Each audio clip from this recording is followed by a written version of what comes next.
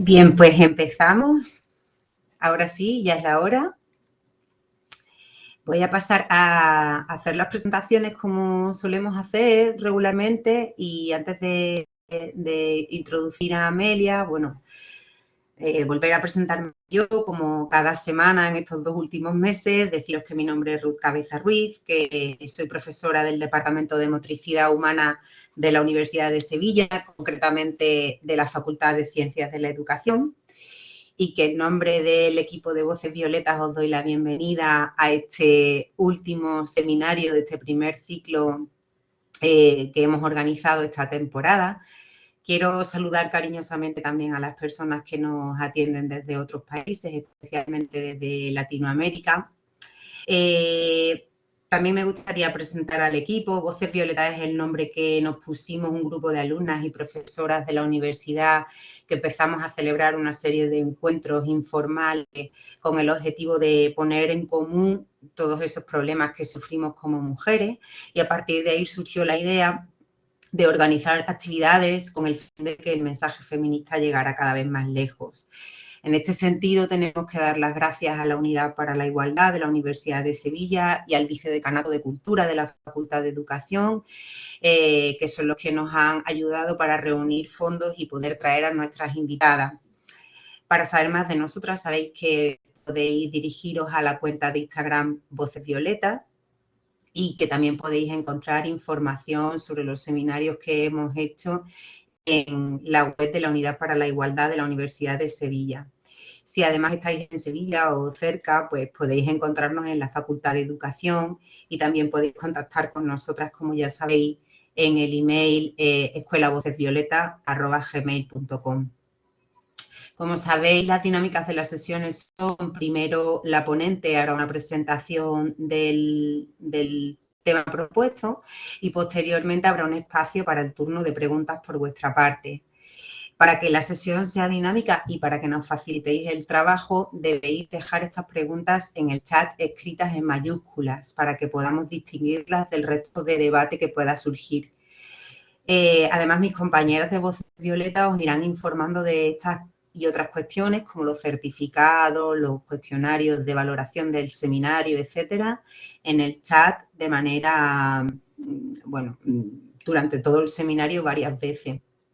Os recuerdo que la sesión se está grabando, como todas las demás, y que la subiremos a YouTube. Podéis encontrar el enlace también en nuestro perfil de Instagram o directamente en YouTube tecleando Voces Violeta. Esperamos que disfrutéis mucho de este último seminario que tenemos. Hemos además tenido la suerte de poder contar con Amelia, que tiene una agenda apretadísima y que temíamos que no pudiera venir. Por eso también decidimos hacerlo hoy, un día festivo, un lunes de fiesta. Bueno, me alegro mucho de que estéis aquí, os agradezco que hayáis asistido.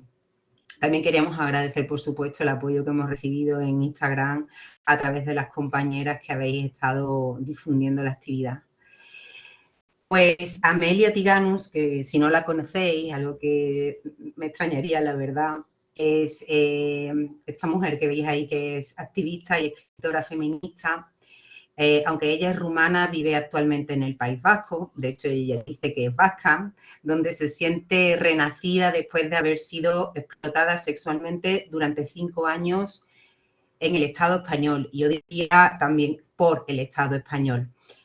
Amelia cristaliza esa proclama feminista que dice que lo personal es político, porque comprendió que su historia personal era algo más que una historia individual, que era una cuestión profundamente política, que era la historia de las mujeres que el patriarcado pone deliberadamente a disposición de los hombres como mujeres públicas. Amelia es pensadora, es escritora y formadora para la prevención de la prostitución y la violencia sexual, y en los últimos años ha impartido más de 400 charlas y conferencias. Es fundadora de Margi, una asociación dedicada a luchar de manera integral por un futuro libre de explotación sexual y reproductiva de mujeres y niñas. El testimonio de Amelia es más que el testimonio de una víctima, es una explicación de su teoría y acción contra el sistema prostitucional y se ha convertido en una voz fundamental en el movimiento feminista español y en la construcción de una teoría abolicionista de la prostitución que denuncia una industria basada en una violencia sistemática bajo el amparo de los estados. Amelia asegura que la prostitución es un problema muy amplio relacionado con el patriarcado, conectado con el capitalismo neoliberal y la globalización, y que entre sus principales actores se encuentran los puteros y los proxenetas, pero también los estados, como España. Recientemente ha publicado su cómic, Amelia, Historia de una lucha, que bueno, es este de aquí, unas semanas, que os aconsejamos desde Voz de Violetas que lo leáis, porque bueno, os va a remover por dentro y os va a poner en una perspectiva y os va a obligar a mirar con unas lentes que quizás probablemente antes no hayáis mirado. Pues, Amelia, ¿qué tal? Bienvenida. Hola, buenas tardes, Ruth. ¿Se me escucha bien? Sí, perfectamente. Sí. Bueno, pues nada, Qué buena compañía, ¿eh? Sí, una de ellas. La otra nos está mirando desde ahí, así como con ojo vigilante. Sí, bueno, claro, porque en mi currículum podría aparecer perfectamente que soy la loca de los gatos. De hecho, lo pongo en mi libro para que quede constancia y ahí ya la prueba viva de ello, ¿no? Pues nada, que es un placer estar con vosotras esta tarde. Muchísimas gracias por organizar este ciclo de conferencias y de formación. Ay, ya está, ya no sé. Y, y hablando de que hoy es festivo, y vi que una compañera puso, porque saltan así como los, Sí, ¿no? Del chat, vi que una compañera puso que muchísimas gracias por estar aquí, aún siendo festivo. Y bueno, me ha recordado un tema que, bueno, como mucha gente en este país soy autónoma y hay un gran pensador que es Byung-Chul Han, que habla del sujeto del rendimiento y cómo nos autoexplotamos y voy a integrar todo esto en la conferencia de hoy, pero con eso quiero también decir bueno, que hoy estamos aquí, que es festivo, que es algo que tenemos que celebrar, pero cuidar de nosotras mismas y, no sé, encontrar momentos también para disfrutar y para dejar al margen todo lo que es el agotamiento y la lucha constante también es hacer una revolución, ¿no? Así que nada, para la próxima quedamos para una fiesta, así ya en plan reivindicativo. ¿Sí? ojalá que sí. Bueno, pues yo voy a empezar con mi intervención. Bien. Bueno, me has presentado y ha quedado como bastante claro el lugar desde el cual voy a intervenir hoy, ¿no? Yo me considero una experta en este tema y siempre digo que no soy experta por el hecho de haber pasado por la prostitución, porque de la misma forma que una mujer que pasa por una situación de violencia de género, reconocida por la ley, ¿no? En el marco de la pareja o expareja, no se convierte automáticamente en experta en violencia de género, o como una mujer que ha sufrido la violencia sexual no se convierte automáticamente en experta en violencia sexual, ¿no? Entonces hoy voy a intentar reflejar lo que son muchos años de recuperarme a mí misma, porque hasta hace poco tenía como una rabia acumulada porque me daba cuenta de que me habían mantenido en la indigencia intelectual, porque es algo que yo siempre he tenido como mucha pena. Desde a los 13 años ya abandoné los estudios y ahora me estoy sacando el acceso a la universidad porque quiero ir a la universidad, quiero no sé, llegar a tener como más conocimientos y poner a través del conocimiento científico todo lo que pueda ayudar en construir este mundo de la ética y del buen trato, ¿no? Que proponemos hoy como en plan positivo. Y estaba muy enfadada con este tema porque además muchas veces se habla del perfil de la mujer en prostitución, eso porque es un perfil del putero y hablaremos de ello también, pero un perfil del putero es complicado de hacer porque cualquiera puede serlo, pero el perfil de la mujer en prostitución es pues joven, mayoritariamente de extranjera, o sea, mujeres migradas, con un bajo nivel sociocultural. Y claro, ahí yo me topaba con eso y decía, claro, pero no es porque no tengamos capacidades, no es porque seamos tontas, simplemente no nos han dejado ser otra cosa que un cuerpo a disposición de los hombres en concepto de ocio y diversión para que algunos se enriquezcan, los proxenetas, los propios estados, Y los hombres, esos 4 de cada 10 hombres en este país, que son puteros, que no quieren escuchar un no y no quieren negociar una relación sexoafectiva desde el reconocimiento a la otra parte como un ser humano, ¿no? Con sus deseos y sus necesidades, pues compran un sí y se lo compran a las mujeres más empobrecidas y vulneradas de este planeta. Entonces, claro, por un lado pensaba eso y me esforcé muchísimo en formarme, soy autodidacta, es decir, no todo lo que sé es porque he leído muchísimo, he tenido la gran suerte de caminar de la mano de las grandes pensadoras de este país, de las mujeres feministas de referencia, no solo de este país, sino a nivel mundial, ¿no? He tenido este gran privilegio, lo podría llamar, y hasta hace poco pensaba que ya estaba, ¿no? Ya estaba porque ya estaba recuperando todo aquello que me habían negado, pero no me daba cuenta que también me habían dejado en la indigencia emocional, ¿no? Pensaba que no sentía nada porque estaba bien, ¿no? Yo decía, no, pues a mí no me hace falta terapia, yo estoy bien, no siento nada, no me rompo, puedo contar mi historia y todo está bien, ¿no? Y bueno, en el año 2018 perdí a mi padre y en ese momento se me vino todo el mundo abajo y fue cuando empecé a hacer psicoterapia y he tenido la gran suerte de tener a una mujer maravillosa que es la doctora Carmina Serrano. Ella es psicoanalista también, doctora en psicología y experta en trauma y violencia sexual. Y bueno, pues todo este proceso me ha traído hasta aquí, todo este proceso también me impide volver a contar mi historia como si nada, ¿no? Y me encontraba a lo largo de estos últimos 5 años con personas que me decía que veía que lloraban, que se rompían. Y yo no entendía muy bien porque decía, pues si mi historia no es de lo más dramática ni de lejos. Y sigo pensando eso, pero había mucha gente que no entendía cómo no había rastro de emoción en mí. Y creo que voy a empezar diciendo que muchas veces al no haber emoción no quiere decir que no ha pasado nada, sino que aquello que ha pasado ha sido tan fuerte que hemos desconectado de las emociones, ¿no? Entonces, en este proceso me hallo con el libro, digamos, tanto con el COVID también, porque fue todo como un proceso, pero con el libro ya he planteado esto, voy a dejar de dar charlas, creo que ya he cumplido con lo que a mí misma me he impuesto. Y ahora mismo hay pues cientos de charlas en YouTube, miles de entrevistas mías, hay un cómic, hay un libro, un documental que próximamente se va a estrenar. Así que nada, cuando estudie y cuando pueda aportar algo diferente a lo que he venido haciendo, a la misma causa, pues volveré. Así que nada, quería decir esto para que sepáis que es entre las últimas de mis intervenciones, ¿no? Sobre todo porque hay algo que me empuja y siempre he querido más y creo que es lo que me ha salvado.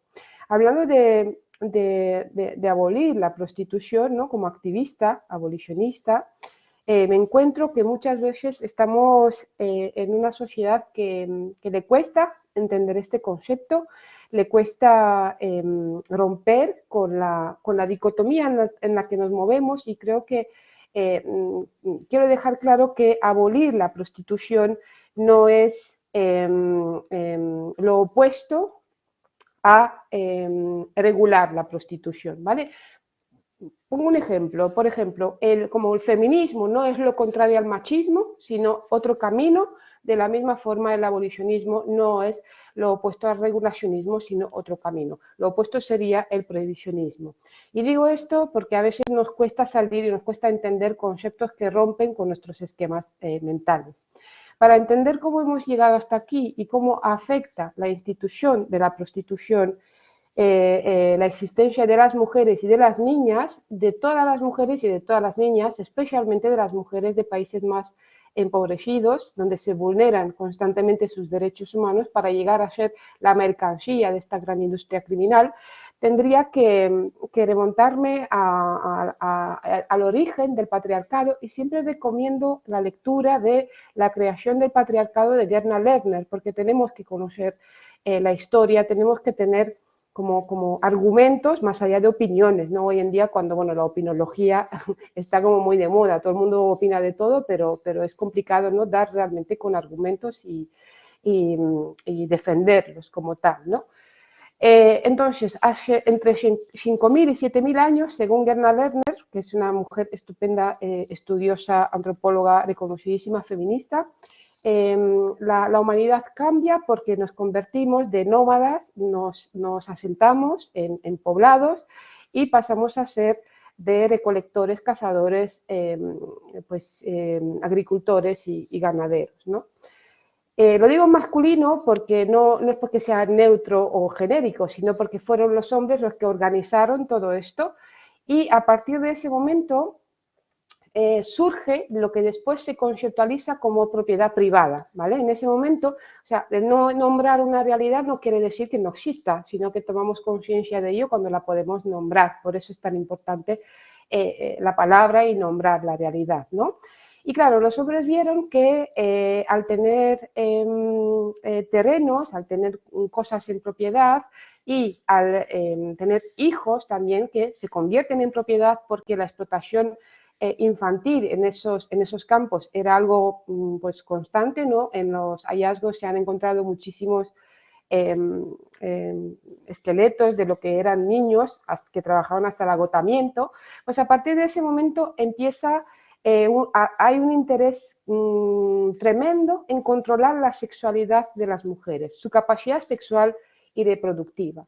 A partir de ahí, las mujeres pasamos a ser una propiedad más, como las tierras, los niños y las niñas, los esclavos y las esclavas, y las mujeres, ¿no? Así se empieza lo que hoy en día conocemos, que se ha ido transformando, ¿no? Pero esta institución patriarcal, que es el matrimonio, surge a la par con la otra institución patriarcal por excelencia, que es la institución de la prostitución. A partir de este momento empieza a tener valor la virginidad de las mujeres porque los hombres querían garantizarse que esos hijos que iban a heredar sus bienes, ¿no? Eran sangre de su sangre. Por supuesto, en aquellos momentos no tenían conocimiento de los genes y todo lo que tiene que ver, pero sí tenían conciencia de que el acceso al cuerpo de la mujer tenía que garantizarse y ser como algo exclusivo, ¿no? En propiedad. Bueno, pues en ese primer momento las mujeres no recibían digamos, un trato diferenciado, valían lo mismo las prostitutas, o sea, las mujeres privadas y las mujeres públicas, porque servían para eso, para servir, para ser para el otro, ¿no? Lo que han conceptualizado otras feministas. Y sin embargo, la prostitución siempre fue una cuestión de clase, aunque tampoco se llegó a conceptualizar como tal hasta hace poco, relativamente, ¿no? ¿Por qué? Porque los padres de familia que no tenían grandes bienes en propiedad, no podían hacer un trato con otro hombre para aumentar la fortuna, pues prostituían a sus hijas para sacar adelante a la familia, ¿no? El sacrificio de las mujeres, de las hijas, es algo que está en el núcleo de este modo de relacionarnos o de convivir, ¿no? Y bien, como no había una diferencia clara entre las mujeres públicas y las privadas, pero muchísimas mujeres en el marco del matrimonio se escapaban en masa debido al auténtico horror que vivían y siguen viviendo, porque hoy en día el espacio, el hogar, la pareja, la familia, sigue siendo un lugar peligroso para las mujeres en general, y yo no hablo aquí de casos en concreto, individuales. Sí, yo en mi casa estoy bien, pero es una excepción, ¿vale? No es la norma, y mucho menos si pensamos en lo global, en todo lo que tiene que ver con el planeta entero, ¿no? Claro, como querían mantener este orden, pues hicieron una jugada maestra, y digo maestra porque realmente cambió la percepción entre las propias mujeres también, porque crearon el estigma para las putas y el reconocimiento social para las no putas. Y a partir de ese momento, es que ni siquiera hizo falta que los hombres tuvieran que controlarnos constantemente, porque empezamos a rivalizar y a querer obtener las migajas de poder que el patriarcado deja a aquellas que se alinean a este pensamiento, ¿no? Y todas sabemos lo que puede suponer, o podemos imaginar, si no lo sabemos, algunas lo sabemos de primera persona, pero lo que puede suponer sufrir el estigma, ¿no? El peso del estigma, el peso de la sociedad. Vemos como esto, la sociedad es una parte fundamental en mantener este orden o el reconocimiento social. Entonces, aunque las mujeres sufrieron un auténtico infierno de puerta para adentro, cuando salían a la calle eran mujeres valoradas y puestas como, ¿no?, en un pedestal porque eran la mujer de. Por supuesto, esto ha ido cambiando a lo largo de la historia, estamos hablando de miles de años, y se ha transformado. Sin embargo, creo y mantengo que sigue condicionando la manera de vernos en el mundo como instituciones que son, ¿no? Porque ahí tenemos que entender. En el caso de la prostitución también ha cambiado, y esto ocurre especialmente cuando al patriarcado se le une el capitalismo, ¿vale? Y para entender también este fenómeno y para poder analizar bien cómo hemos llegado a lo que es hoy en día la prostitución, ¿no?, que es un auténtico sistema criminal de aniquilación de mujeres y niñas. Recomiendo el libro de Rosa Cobo, de la maestra Rosa Cobo, La prostitución en el corazón del capitalismo, ¿vale?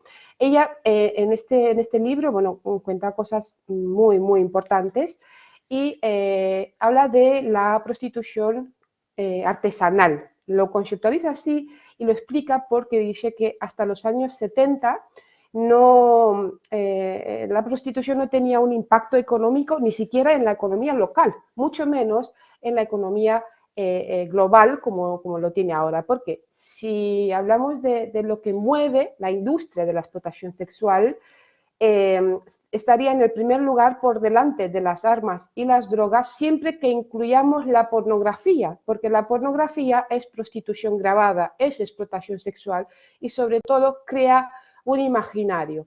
Fue la propia pornografía a principios de los años 70 y en Estados Unidos, y digamos que las feministas radicales en los años 60-70 fueron las únicas y hasta ahora las únicas, seguimos siendo las únicas que problematizamos la sexualidad y decimos que lo que pasa dentro de las camas es político, ¿no? Kate Millett en la política sexual, bueno, hace un trabajo brillante sobre ello, entre otras autoras.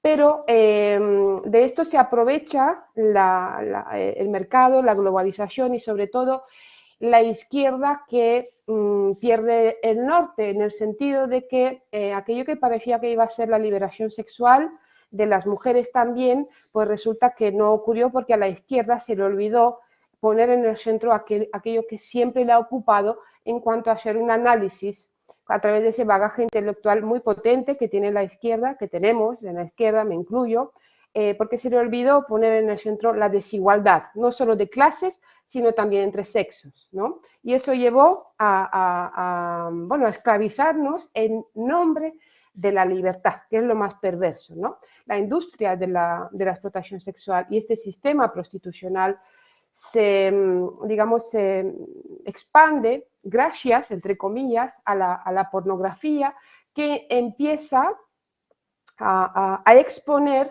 las mentes de las personas a la violencia sexual. Hay una anécdota que me gustaría contaros. Antes Ruth os ha enseñado mi cómic. Bueno, brilla mucho porque es un trabajo es un trabajo realmente espectacular. No es porque sea mi cómic, pero sí hay mucha gente que se sorprende, que dice, ay, yo pensaba que era más pequeño, ¿qué tal? No, son 80 páginas a color, tapa dura, un trabajo excepcional que hicimos, un trabajo de equipo, ¿no? Porque aunque el texto sea mío, sabemos que en un cómic lo que más potencia tiene es la imagen, ¿no? Entonces, he tenido la gran suerte de trabajar con Alicia Palmer, que es la guionista, junto conmigo, pero claro, necesitaba una persona que sepa transmitirle al dibujante aquello que yo ya hablo y explico, ¿no? Y Roberto García, que es el dibujante, que es un joven de 27 años, que bueno, cuando empezó a meterse en este proyecto, yo le dije, pero tú estás seguro de que te quieres meter en esto, porque esto va a dejar en tu currículum, te va a dejar posicionado políticamente, ¿no? Entonces, para que lo sepas, ¿no? Y me dijo que no, que estaba encantado, y sin embargo él siempre cuenta que su gran reto fue dibujar la vida, no solo de una persona que está viva, no es lo mismo hacer un cómic de Clara Campoamor, por ejemplo, que de una persona que está viva, que cuenta una historia tremenda, pero que además está hablando de la violencia sexual en primera persona y transmitirlo a través de imágenes. Entonces, su mayor miedo era que este trabajo tan importante se convirtiera en material pornográfico y que los hombres se hicieran pajas con el cómic, es decir, que produzca el efecto contrario, ¿no? Las mujeres no pensamos en eso, porque nosotras no nos masturbamos con la violencia, con la tortura, con la degradación humana, pero ellos sí, ¿no? Ellos sí, y no por nada, sino porque estas imágenes que consumen desde edades cada vez más tempranas, ¿no? Las últimas investigaciones nos está hablando de Islas Baleares, ¿no? Nos está hablando que consumen pornografía a partir de los 8 años, no porque la busquen, sino porque les salta en los móviles, ¿no? Y una cosa lleva a la otra. Entonces, con esto quiero decir que hay mayoritariamente con una amiga que es animalista, ella me cuenta que para sensibilizar al gran público en cuanto a su lucha animalista, a la cual me gustaría tener tiempo para poder compartir muchas luchas y estar en muchas, pero bueno, cada una tenemos que estar en un lugar y empujar y apoyar desde ahí, ¿no? Pero que utilizan imágenes reales de violencia contra los animales para sensibilizar al gran público y que eso funciona.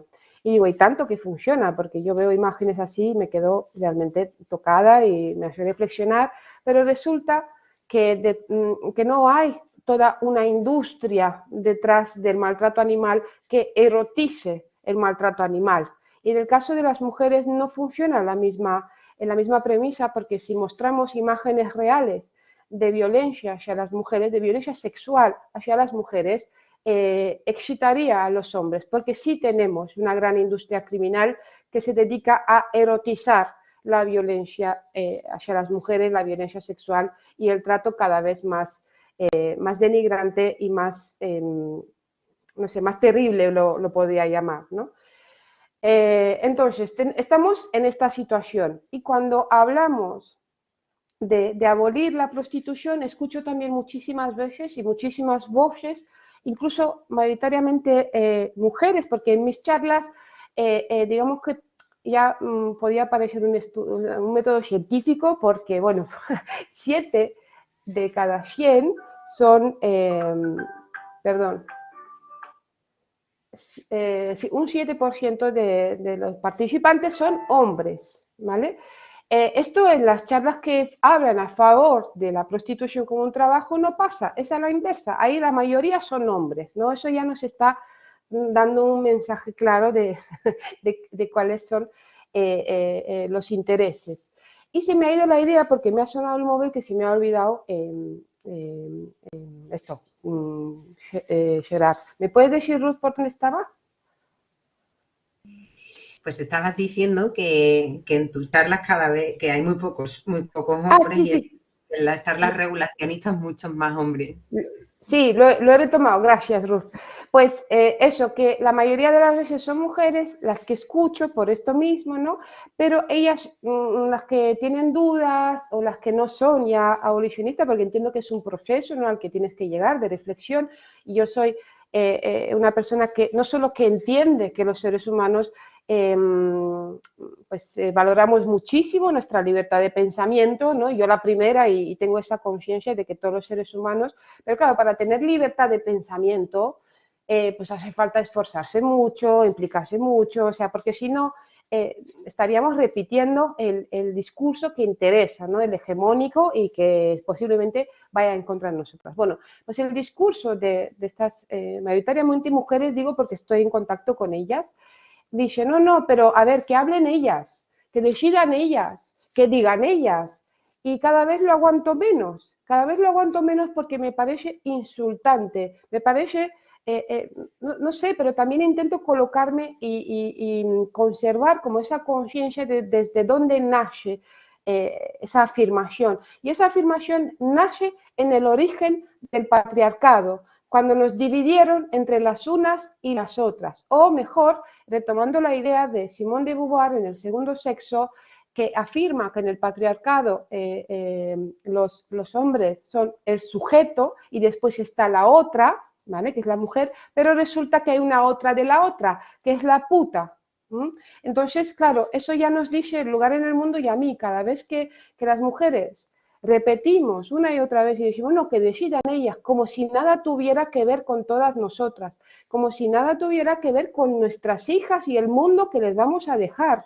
Es hiriente, es decir, yo intento no enfadarme porque intento ser consciente de dónde surge todo eso, pero para ser auténticamente transgresoras y para realmente ser empáticas y tender la mano a las mujeres en prostitución, porque mayoritariamente surge desde la buena intención, es decir, yo no creo que la gente tenga una maldad ahí intrínseca que vaya por ahí queriendo hacer el mal, ni mucho menos. Hay gente que sí tiene intereses, por supuesto que sí, que son los proxenetas y son esos agresores sexuales que tienen la libertad de hacerlo porque pareciera ser que si hay un billete de por medio, eso le exime de responsabilidad dentro de este pensamiento del capitalismo tardío, neoliberal, ¿no?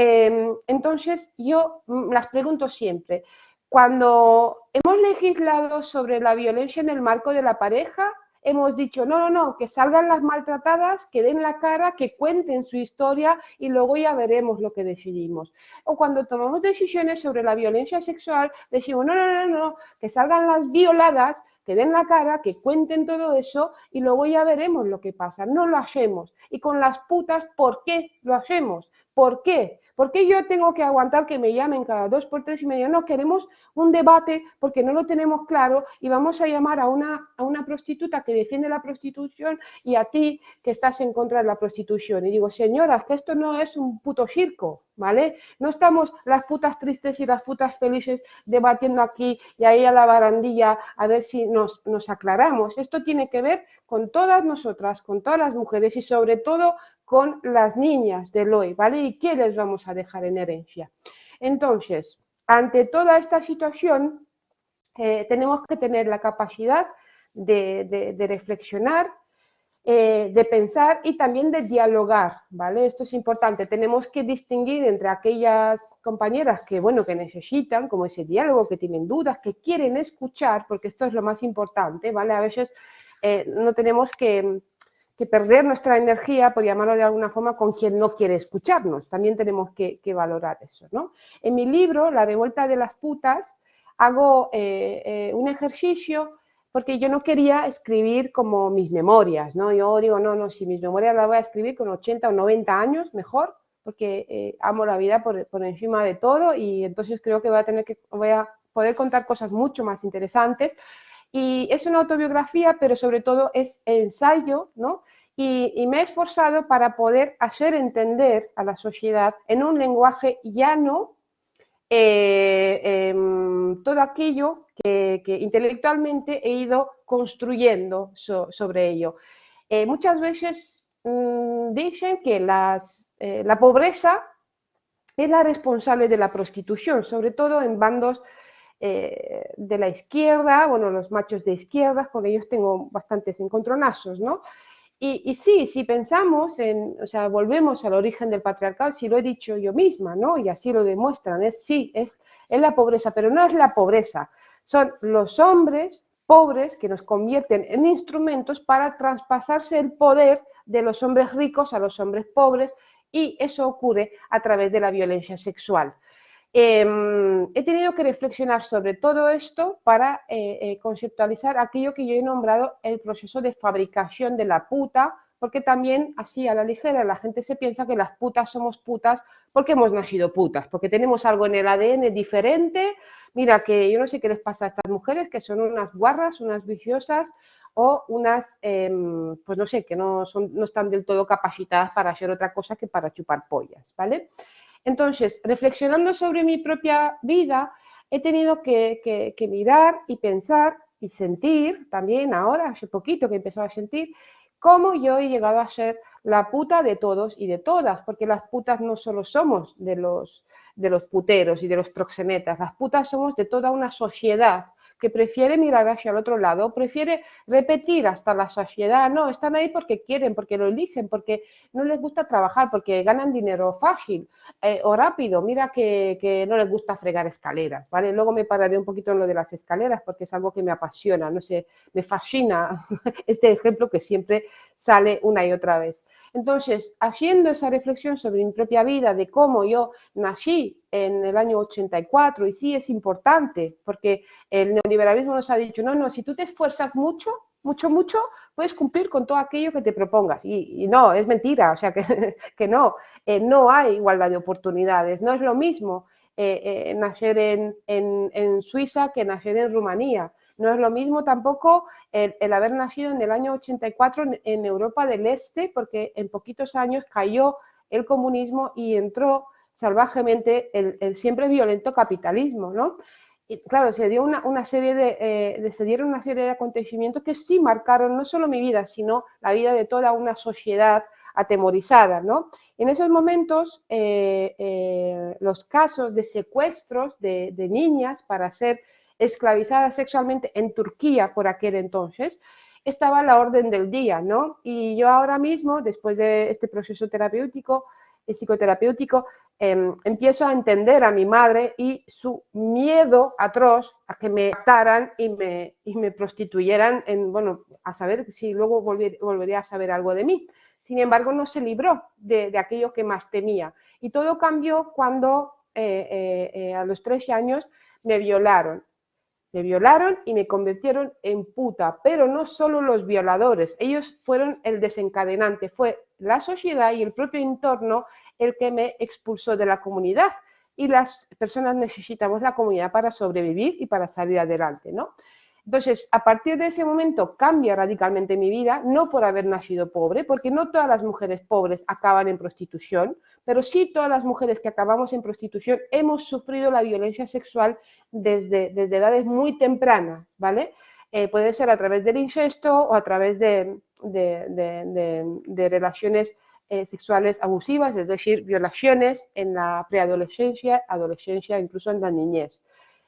Bien, entonces, a partir de ese momento me quedo en una situación vulnerable y quien no entiende el trauma, porque muchas veces me preguntan también, ¿no? ¿Y cómo vuelves a tener relaciones sexuales después de todo aquello, ¿no? Hoy en día y así, porque la gente entiende que la víctima perfecta, ¿no? Hay una imagen de la víctima perfecta en cuanto a ser mujer que es muy clara y puede que jamás puedas cumplir con esos requisitos porque a las mujeres siempre se nos pone en duda y se nos culpa, ¿no? Como si víctima fuera sinónimo de culpable, en el caso de las mujeres que sufrimos la violencia machista, pero sobre todo quedamos en esa situación en la cual el propio trauma hace que repitamos compulsivamente aquello que nos dañó en un intento de tener el control sobre aquello que nos dañó, ¿vale? Es decir, sí, hay una respuesta ante el trauma que es cerrarse o negarse a tener relaciones sexuales jamás en la vida, pero luego es eso lo que llaman promiscuidad, que no es promiscuidad, sino es un síntoma profundo del trauma, ¿no? Entonces, claro, yo hablo ahora así y pensaréis, no, esta tía, vamos, ha salido así del puticlub, tan lista, y no, nada tiene que ver. Es decir, yo llevo fuera del sistema prostitucional 14 años, llevo fuera físicamente, porque psicológicamente sigo saliendo, todos los días sigo saliendo y no sé si algún día podré decir he salido del todo, porque sí, algo de mí se ha quedado dentro de ese sistema prostitucional. Por no decir los mejores años, desde los 18 años hasta los 23 años, no solo tendríamos que hablar de aquello que viví o aquello que me hicieron vivir, sino también, como dice Rachel Moran, que es otra escritora y también abolicionista superviviente del sistema prostitucional, tenemos que hablar de aquello que no nos dejaron vivir. Y que no, porque cada cosa en la vida tiene su tiempo, es decir, no, en esa época, pensar ahora mismo en esas mujeres de 18, de 20, 23 años que conocéis, que queréis, por la que deseáis que tengan lo mejor en esta vida y que sean felices. ¿Qué es lo que están haciendo o qué deberían estar haciendo, no? Disfrutar con sus amigas, bailar, yo qué sé, enamorarse, tener sexo, hacer planes de futuro, ir a la universidad, estudiar. Eso es lo que nos roban a las mujeres y que luego sí, yo podré hacer una carrera. ¿Por qué? porque no me he quedado del todo arrasada, ¿no? Porque estamos hablando de que la mayoría de las mujeres muchas veces, si sobreviven, si no son asesinadas por puteros o proxenetas, ¿no? Porque fijaros hasta dónde va la violencia en ese caso, porque ni después de ser asesinadas por puteros o proxenetas no somos reconocidas como cifras oficiales de asesinatos machistas, ¿no? El feminicidio por prostitución es un tema que no se trata en este país, y en feminicidio.net, donde he tenido la gran suerte de trabajar y donde sigo colaborando, ¿no? con mis compañeras, pues tenemos una base de datos y estaríamos hablando de más de 54 mujeres brutalmente asesinadas cuyos cuerpos han aparecido, y también de asesinos seriales, asesinos en serie. ¿Por qué no se habla de esto? ¿Por qué los medios de comunicación no sé cuántas de vosotras sabían todo esto? Yo me encuentro con que la gente no lo sabe. ¿Cómo lo vamos a saber si no nos habla de ellos, ¿no? En el caso de sobrevivir a los feminicidas, muchísimas acaban suicidándose porque no pueden soportar, no hay manera de reconectar con la vida o de entender una vida después de todo esto. Y las que no acaban suicidándose, muchas veces estaríamos hablando de una muerte en vida, ¿no? Porque son casos irrecuperables a nivel psicológico. Y bueno, si vais a leer mi libro, quizás os dé pistas de cómo yo sí he podido sobrevivir y he podido como volver a tejer redes neuronales y construir, ¿no? Aquello que me había sido arrebatado, porque sí, en mi primera infancia conté con la protección, porque no vengo de una familia desorganizada, fui una niña muy mirada, ¿vale? Demasiado mirada, porque también se me ha exigido mucho más de lo que yo podía dar y todo esto, pero a la hora de como de recuperar una vida, sí tenía ciertas herramientas que otras mujeres no han podido desarrollar en su primera infancia, ¿no? Entonces, con todo esto nos enfrentamos, y cuando hablamos de abolir la prostitución, el gran problema es que la sociedad entiende que la prostitución es sinónimo de prostituta, y no ponemos el foco en todos los demás actores del sistema prostitucional, actores invisibilizados, no invisibles, sino invisibilizados, adrede, ¿vale? Y estaríamos hablando de quien pone el paraguas de este sistema prostitucional son los estados, digo en plural, porque hay estados que fabrican la mercancía, que somos nosotras, las mujeres y las niñas, que estaríamos hablando de países de Europa del Este, de África, de América Latina, ¿no? La fabrica y la exporta, y luego están los estados que importan esa mercancía y la explotan sexualmente. Bueno, en España, por ejemplo, estaríamos hablando que gracias al movimiento feminista, no por nada, o sea, esto las cosas no pasan porque sí, pero gracias al movimiento feminista las mujeres hemos avanzado muchísimo, nos hemos empoderado, hemos roto cadenas. Pero ¿qué pasa? Que ellos no quieren moverse del lugar. Hay algunos que sí y otros muchos que no. Y a diferencia de lo que pueda ocurrir, por ejemplo, en los países de origen de las mujeres prostituidas y explotadas sexualmente, donde los hombres se niegan abiertamente como a cambiar, o sea, se aferran a esa masculinidad patriarcal, ¿no? No sé, la más casposa, por llamarlo de alguna manera, y se resisten violentamente a ello. Aquí, en países de la Europa rica, bueno, por llamarlo de alguna forma, los hombres sí adquieren un discurso políticamente correcto, aunque luego se siguen yendo de putas y siguen haciendo lo que les da la auténtica gana, que ese es el problema de que el enemigo de alguna forma deja de ser visible, ¿no? Entonces nos dan la razón en el discurso, pero es el propio Estado el que pone, un Estado que además en los partidos se golpean el pecho, son feministas, o sea, y nos están desarticulando, porque si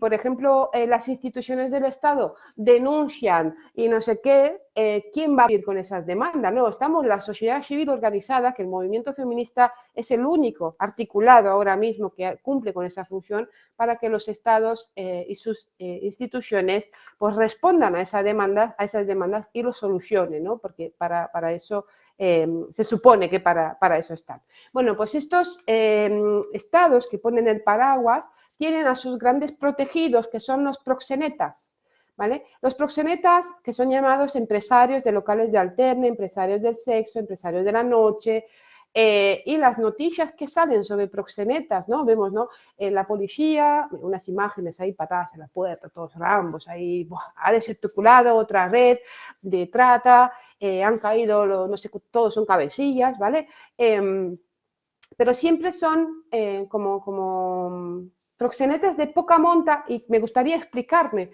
porque además en el libro o en el documental homónimo, Mabel Lozano, en su libro y en su documental El proxeneta, que os recomiendo mucho, recoge la voz de uno de los proxenetas que crearon todo este entramado prostitucional en España, ¿no?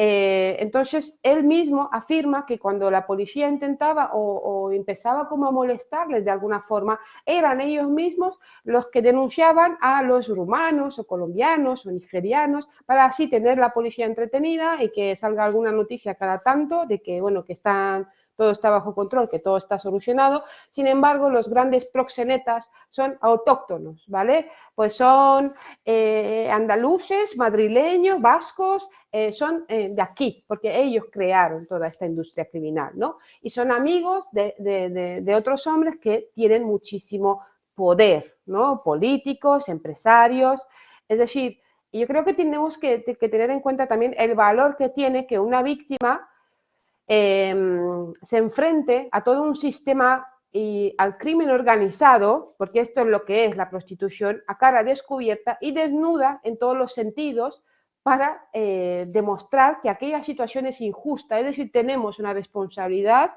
como personas adultas y como sociedad democrática de responder ante todo esto, ¿no? Y no dejar todo eso sobre los hombros de las mujeres que son víctimas entendiendo en el sentido más puro de la palabra, en el sentido jurídico, por ejemplo, para que quede claro que estamos hablando de una persona inocente cuyos derechos han sido vulnerados o están siendo vulnerados y que por lo tanto tiene que haber que el Estado se ponga en marcha para que no solo para prevenir esa violencia, sino para reparar y proteger a la víctima y castigar al agresor o al victimario en caso de hablar de feminicidios, ¿no? Porque si no hay víctimas, no hay agresores. Si no hay ni víctimas ni agresores, pues el Estado entiende que no tiene nada que reparar, nada que garantizar, que son casos aislados y es lo que les interesa, ¿no?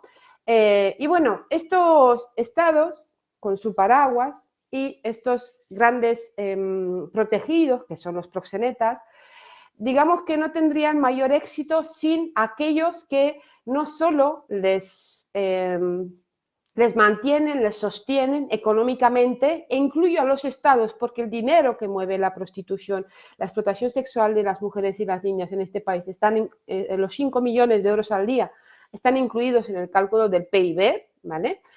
No sería tal sin los puteros, que no solo financian a esta industria criminal, sino que son el brazo ejecutor de esta industria criminal, a las mujeres en prostitución.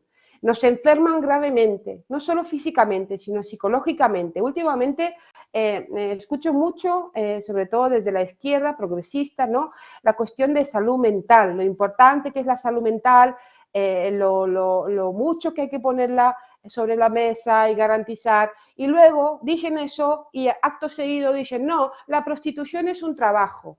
Los mismos, ¿vale? Y ahí otra vez vemos como esa desconexión moral y empática que tienen con las mujeres en prostitución. Y sí, la prostitución nos enferma gravemente a las mujeres, pero no en cuanto a concepto en abstracto, es decir, a las mujeres no nos enferman los conceptos, prostitución, trata, explotación sexual, no, nos enferman los puteros y sus prácticas, ¿vale? Entonces, hablando por ejemplo, de estos 4 de cada 10 hombres, que yo creo que son más, pero bueno, me voy a ceñir a lo que dicen los estudios y además hasta la propia Policía Nacional alerta de que cada vez no solo que son más, sino que son más jóvenes, ¿vale? Así como se fabrican putas, se fabrican puteros, ¿vale? Porque necesitan que esto siga girando.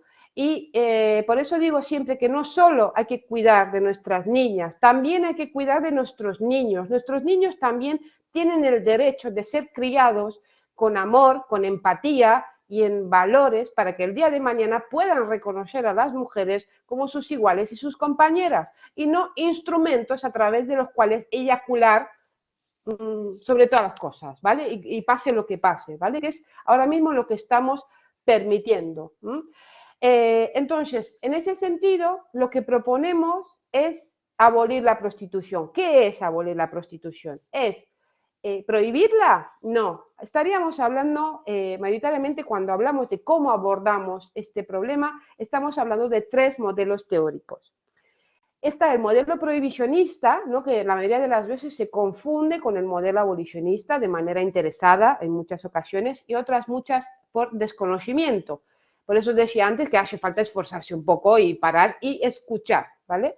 Entonces, este modelo es un modelo moralista, conservador, que no tiene en el centro ni un análisis de derechos humanos, mucho menos feministas, ¿no? Feminista, perdón, y está implementado en países de Europa del Este. En Rumanía, por ejemplo, el modelo que regula la prostitución es un modelo prohibicionista. Bueno, pues en este modelo se persigue, se castiga supuestamente a todos los actores de este sistema prostitucional, eso en la teoría, porque en la práctica son solo las mujeres las que acaban perseguidas, multadas, incluso violadas por los propios policías en situaciones de riesgo absoluto, ¿no? Porque son ellas las que están ahí expuestas. Los puteros van y vienen.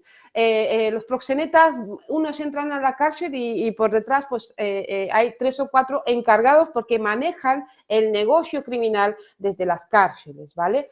Entonces, este modelo a lo largo de la historia ha ido a la par, ¿vale?, con el modelo regulacionista o reglamentarista o pro derechos o pro sex.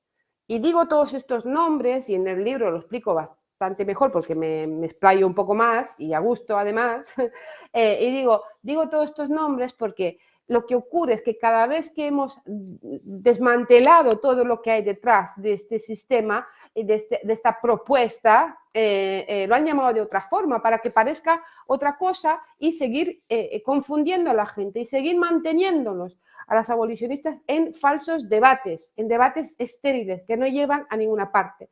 Este modelo ha estado a lo largo de la historia, ha ido de la mano con el modelo prohibicionista. Cuando nos llaman moralistas, puritanas, no sé qué, digo, pero a ver, si en tiempos de Franco la prostitución estaba regulada.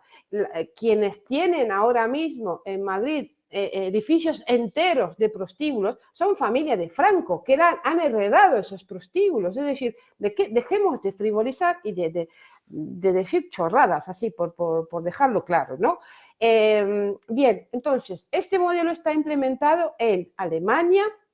Si queréis leer, el modelo alemán está creando un infierno en la tierra, lo googleáis porque lo vais a encontrar fácilmente, ¿vale? Es un artículo sobre la situación en Alemania o en Países Bajos o en Nueva Zelanda. La situación de las mujeres no solo que no ha mejorado, sino que ha empeorado, porque no sé si por un momento os podéis imaginar a vosotras mismas a miles de kilómetros de vuestra casa, sin conocer ni siquiera el idioma, para empezar, ni conocer a nadie, desnudas, en tanga y tacones, porque si se puede llamar así, en una rotonda o en un puticlub o en un piso. Solo eso ya es violento, ¿vale? Solo eso. Pero además, teniendo que ser para el otro, tener que vestir como el otro quiere, porque las putas ni siquiera vestimos como queremos, ¿vale? Comer o dormir cuando te dejan. Tener que sonreír, esto es lo más perverso de todo, o sea, no solo someterse, sino que además hacerlo con una sonrisa sobre la cara, ¿no? En la boca.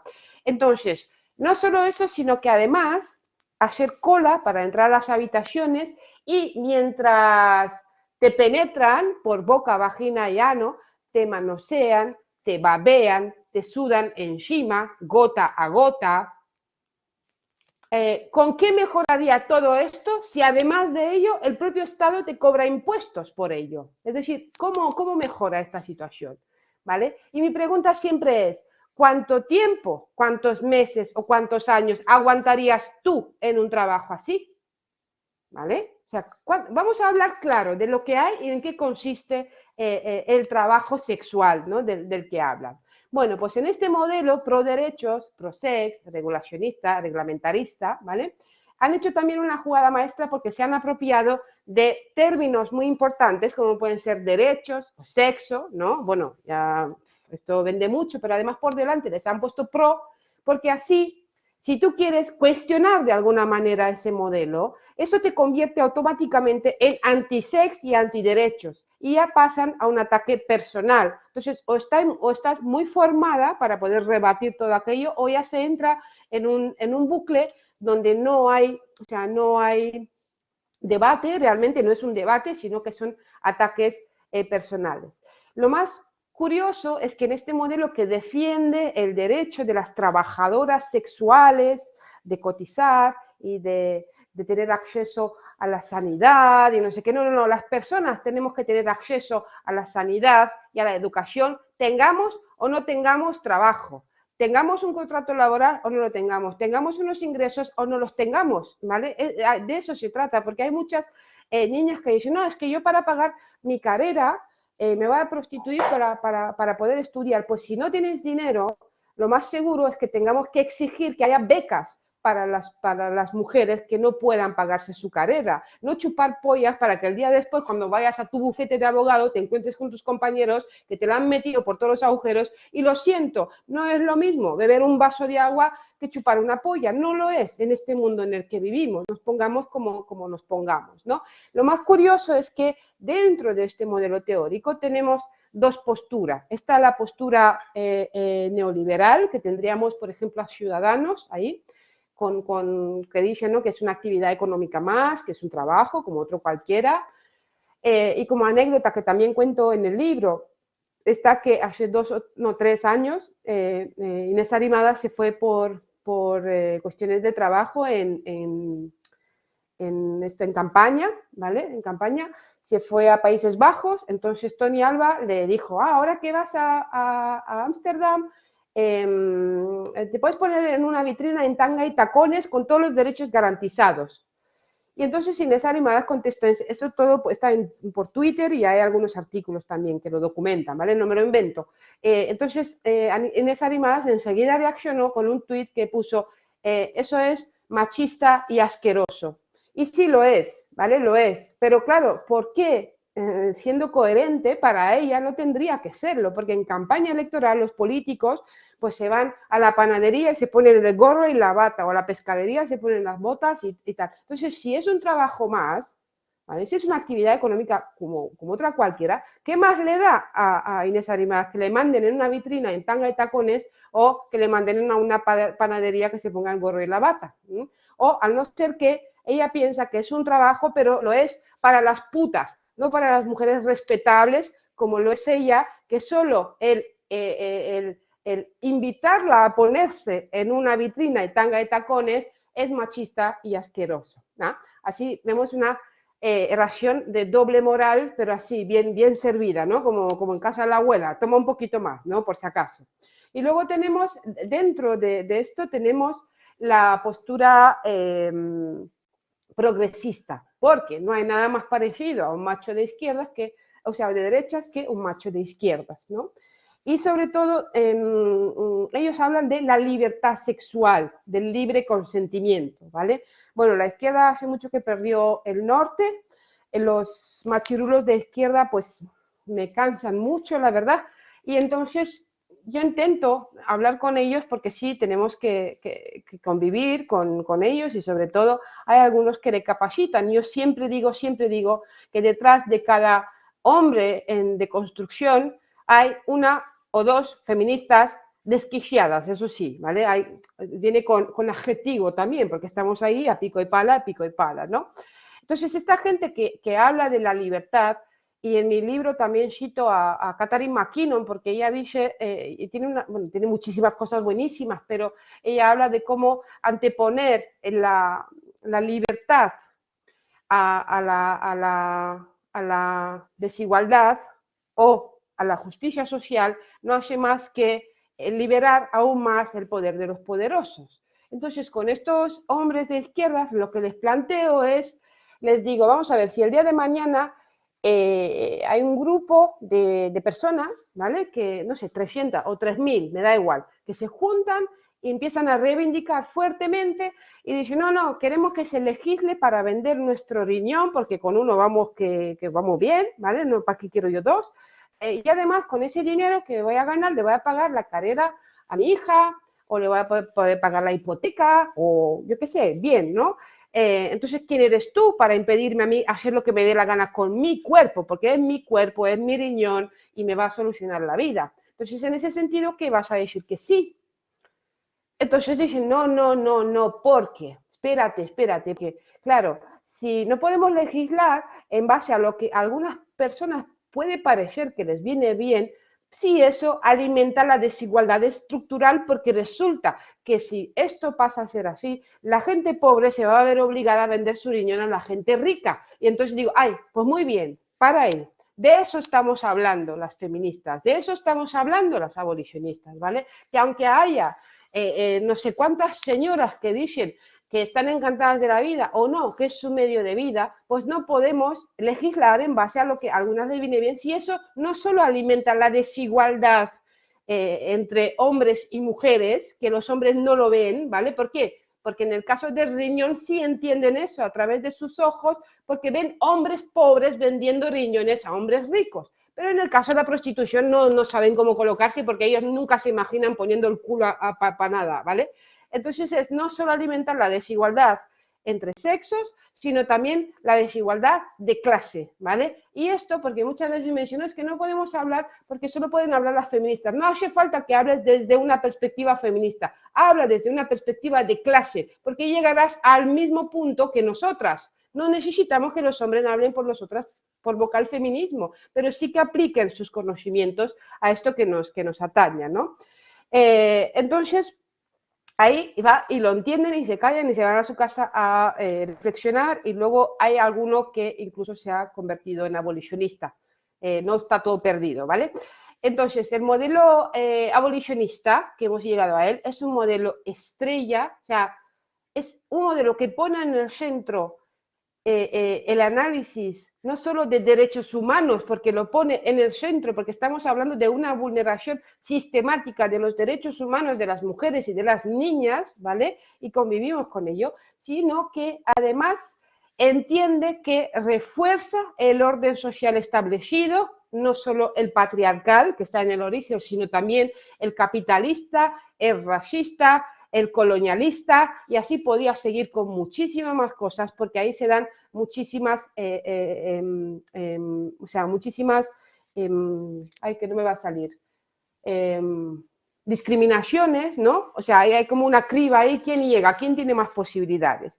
Bien, entonces, ¿qué es lo que proponemos las abolicionistas? Porque tenemos una agenda clara impresionante, porque pareciera ser que hablamos de, no sé, de unicornios, y sí tenemos una agenda clara, vamos, y la exigimos y la defendemos, y el modelo abolicionista está implementado en varios países, cada vez más, ¿vale? La Segunda República Española fue abolicionista, lo que pasa es que no le dio tiempo a aplicar políticas abolicionistas, porque luego llegó Franco y, bueno, ya el resto ya lo sabemos, lo que ocurrió por desgracia, ¿no? Pero fue Suecia en el año 99 el país que por primera vez multó a los puteros. Entonces, voy a llegar ahí también, pero nuestras demandas están alrededor de 3 ejes. El primer eje es descriminalizar a las mujeres en prostitución y garantizarles derechos, ¿vale? Y por derechos, nosotras no entendemos derecho a pagar impuestos por ser penetrada por boca, vagina y ano por desconocidos babosos a los que no deseamos sexualmente, porque resulta que sí es importante, y os recomiendo el libro de Kasia X. Ekman, El ser y la mercancía. Ella ha estudiado a las supuestos sindicatos de trabajadoras sexuales, etc. Pero ella tiene es una gran pensadora, activista sueca y periodista, investigadora, pero ella dice que en la prostitución estamos hablando de un hombre que quiere sexo y una mujer que no quiere sexo, que necesita dinero. Entonces, al margen de la prostitución, ¿eso cómo lo llamaríamos? violencia sexual, ¿vale? Entonces, no puede ser el billete el que exima de responsabilidad a un agresor sexual. Esa justamente es la prueba de la coacción. Entonces, exigimos derechos para las mujeres que están en prostitución y para las mujeres que están a un paso de caer en la prostitución, porque con cada crisis que hay, las mujeres estamos, vamos, en peligro constante y cada vez más de caer en la prostitución, y que nuestro dilema en esta vida sea: esta noche ceno y le doy de cenar a mis hijos chupándole la polla a este señor, o, o no ceno ni les doy de comer a mis hijos porque pues no me dejo violar por un billete. No sé, es cruel. O sea, ¿cómo podemos hablar en estos términos? Entonces, entendemos por derechos ayuda económica, la renta básica, por ejemplo, pero no solo, el acceso a una vivienda digna, formación, terapia, asesoramiento jurídico, acompañamiento psicosocial, trabajo genuino. Eso es lo que nosotras entendemos por derechos, ¿vale? Y luego que se persigan todas las formas de proxenetismo, porque no se persiguen todas las formas de proxenetismo. En el libro pues me explayo un poquito más y lo explico. Y también que entendemos que hay que desincentivar la demanda. Y sí, la educación sexoafectiva, por supuesto que es importante, por supuestísimo, porque lo escucho mucho, pero resulta que la ley educa y necesitamos una herramienta que sería la ley, porque muchas veces no, y sí, pero la ley, ¿qué haces con la ley? También tenemos, porque la hemos peleado mucho, una ley integral de violencia de género, y constantemente teniendo la ley tenemos que luchar para que se aplique, para que se dote de fondos, pero sí tenemos algo a que agarrarnos, es decir, necesitamos una ley integral abolicionista de la prostitución. Entonces, ¿por qué hay que multar a los puteros dentro de este marco abolicionista? ¿Vale? No como en el marco prohibicionista, de que no, simplemente porque está mal que se vea. No, no, no, no es que esté mal que se vea, es que eso daña profundamente no solo la salud de las mujeres, sino que impide que alcancemos la igualdad entre mujeres y hombres, ¿vale? O a no ser que pensemos que la igualdad solo es para algunas. Entonces, bueno, entonces tira millas, ¿no? Pero, por ejemplo, siempre pongo un ejemplo para que se me entienda bien cómo la ley educa. En el año 2010 yo trabajaba de camarera, estuve muchos años trabajando de camarera después de salir de la prostitución. Soy fumadora desde los 13 años, sigo fumando, algún día voy a dejar de fumar, no sé cuándo. Si no fumáis, no empecéis a fumar porque es malo y además luego para dejarlo es horrible. Pero a lo largo del día no solo me fumaba yo mis cigarros, sino que fumaba no sé cuántas cajetillas de toda la gente que estaba en el bar fumando, más no sé cuántos puros, ¿vale? Y salió una ley antitabaco que prohibía a la gente fumar en los bares. Bueno, aquello parecía que se iba a acabar el mundo, ¿vale? La gente decía, no, y mi derecho a fumar. No, no, no, tu derecho a fumar acaba donde empieza el derecho al otro a la salud, ¿vale? Eso hace. Bueno, los hosteleros parecía que se les iba a acabar el negocio, claro, no sabían que después iba a venir una pandemia mundial y todo lo que pasó, ¿no? Y bueno, hoy en día tenemos absolutamente naturalizado no fumar dentro de un bar, de un restaurante, ¿vale? Pero no voy a eso, sino quiero a que los niños y las niñas de 8, 9 o 10 años ni siquiera se les pasa por la cabeza que entre plato y plato, en un restaurante, una persona adulta pueda fumar, apagar el cigarro en el hueso, la chuleta y después no sé qué, porque no lo han visto, no lo han vivido.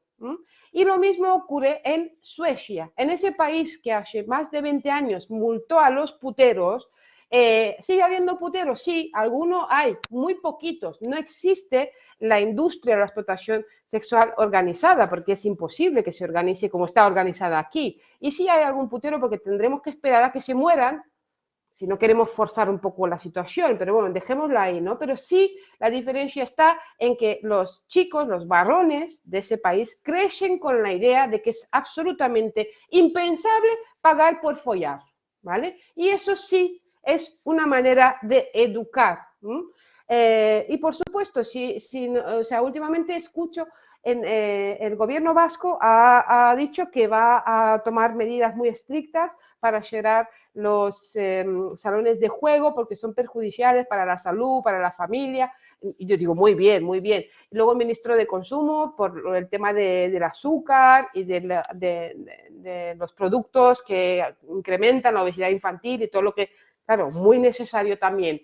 Pero ¿por qué nadie piensa en las mujeres y en las consecuencias que tiene la prostitución y el uso y la instrumentalización de nosotras para la diversión de algunos y el enriquecimiento de otros?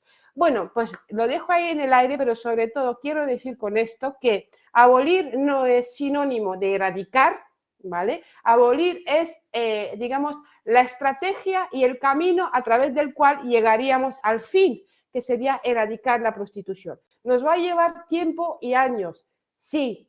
Y hay gente que dice, no, y mientras tanto, digo, no, no, mientras tanto todo esto que estamos exigiendo, que no es poco, ¿vale? E iremos encaminando hacia ahí, porque si el patriarcado tiene 7.000 años y el movimiento feminista organizado como tal en 300 años ha conseguido cosas que parecían absolutamente imposibles, ¿vale? Si han tenido el valor de luchar e incluso algunas han muerto sin ver el resultado de su lucha, que hoy disfrutamos como sin más, ¿no? Pues estudiar una carrera, tomar la palabra en público, votar, divorciarnos, abortar, todos estos derechos lo han conseguido. Pues qué menos que tener no sé, la responsabilidad y sentir que no solo que tenemos que cuidar este legado constantemente, sino que también tenemos que luchar por dejar un mundo mejor del que nos hemos encontrado. Y el día de mañana, cuando estudien sobre la cuarta ola feminista, que es la que estamos viviendo ahora mismo, porque estamos en un momento histórico de la historia de la humanidad, no solo de la historia del feminismo, pues leerán, como yo he leído sobre la primera ola, la segunda, la tercera, que existieron mujeres y cada vez más hombres que no solo imaginaron un mundo sin prostitución, sino que lo pelearon y lo consiguieron. Y a mí eso me llena de esperanza y sobre todo me da un sentido a la vida, ¿vale? De decir, vale, todo esto que yo he vivido sirve para algo bueno. Entonces, estoy orgullosa no solo de mí, sino de mis compañeras supervivientes, porque estoy en contacto y trabajo con muchísimas, el empoderamiento, la alianza política entre nosotras, porque veo que después de haber conocido el infierno somos capaces de crear, bueno, libros, música, historia, pero de crear cosas bonitas y de tener esperanza en un futuro mejor para nuestras niñas, ¿vale? Y esto, ¿qué queréis que os diga? A mí me mueve profundamente y no me queda más que invitaros a uniros a esta lucha, de profundizar. Yo sé que cuesta, que estamos en un momento bueno, el neoliberalismo hace que estemos como muy dispersas y estamos en todo y no estamos a nada, pero bueno, encontremos la manera de no dejar pasar ni una, porque las mujeres no hemos nacido para servir sexualmente a los hombres. Y punto. Muchas gracias.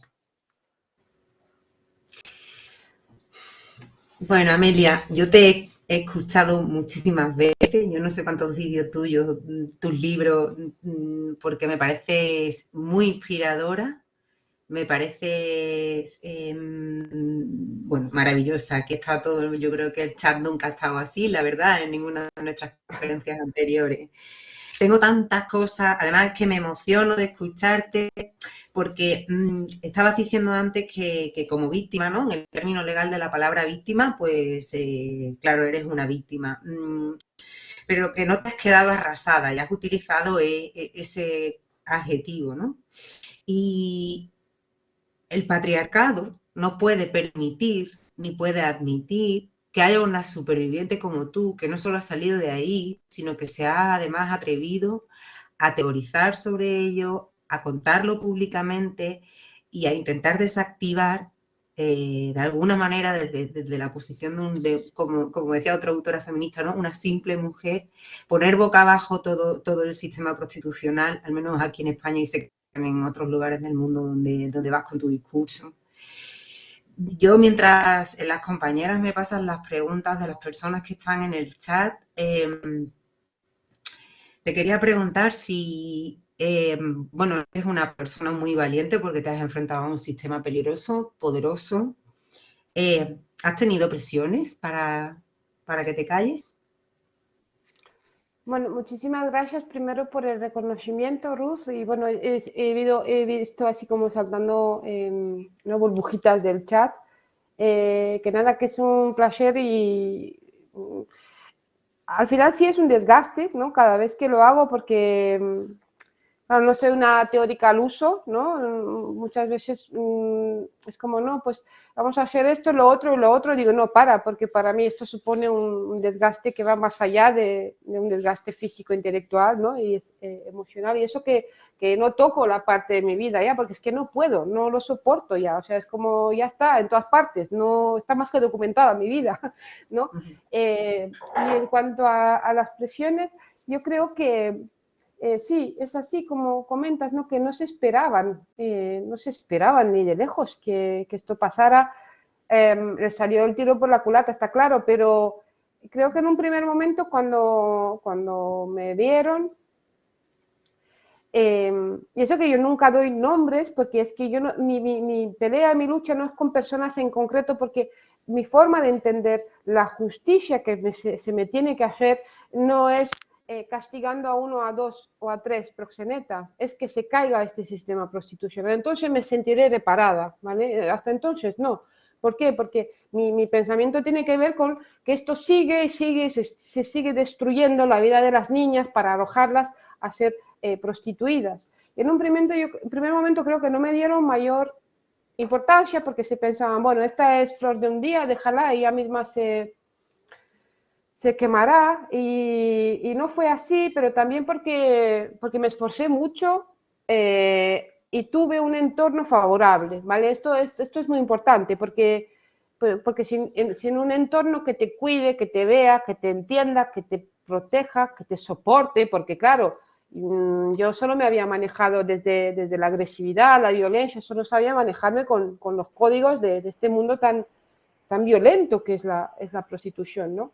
Pero claro, luego cuanto más expuesta fui públicamente, más protegida también, porque ahora mismo me hacen algo y pues no sé, no creo que les interese convertirme en mártir, por lo que sea, porque luego el efecto que causaría sería lo contrario a lo que buscan, ¿no? Pero sí he tenido bastante miedo en cuanto a la salida de mi libro y a traducirlo al rumano, porque ahí estaríamos hablando de que sí, esta también es una sociedad patriarcal y lo que queramos, pero es como plantear este libro y yo misma hace 50 años aquí.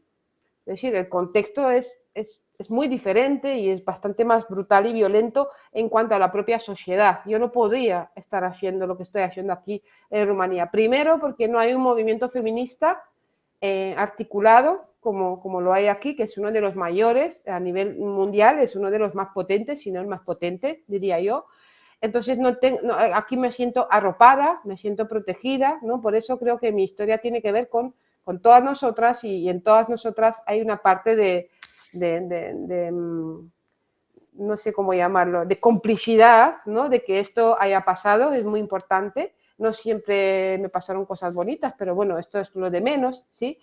Poniendo en valor esto, así que todo lo que haya podido sufrir o lo que vaya a sufrir, pues no sé, tendré que verlo teniendo conciencia de que sí, que estoy tocando teclas bueno, pues que remueven. Bueno, pues No solo conciencia, sino intereses muy fuertes. Sí. asumamos, por lo menos desde Voces Violetas nos sumamos a la revuelta de las putas, así que ahí estaremos con vosotras. Además, es una cosa maravillosa, tanto en el cómic como en el libro, como en cada una de tus conferencias, que es cambiar el foco, que es lo que tú quieres, ¿no? Cambiar el foco de la puta al putero, ¿no? Todas las mujeres nos han llamado puta alguna vez. El otro día yo estaba reflexionando sobre eso, también ojeando un poco para preparar el seminario, y pensaba, bueno, quizás ha llegado el momento de dejar de sentirnos mal cuando nos llamen putas y sentirnos más como en hermandad con ellas, ¿no? Como en lugar de verlo como un insulto, como una forma de sororidad, de acercarnos a ellas y entonces cambiar el insulto y llamar putero, ¿no? A quien nos llame puta, que eso de verdad sí que sea un insulto específico que les duele y les avergüenza.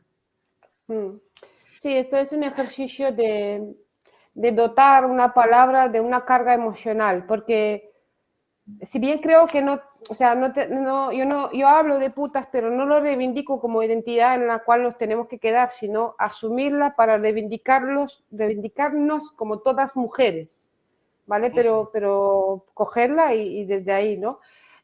Y me pasa mucho cuando dicen, no, pues, por ejemplo, un insulto es hijo de puta, hija de puta, o me cago en la puta, ¿no? Y claro, yo me quedo así y digo, bueno, pues el lenguaje importa.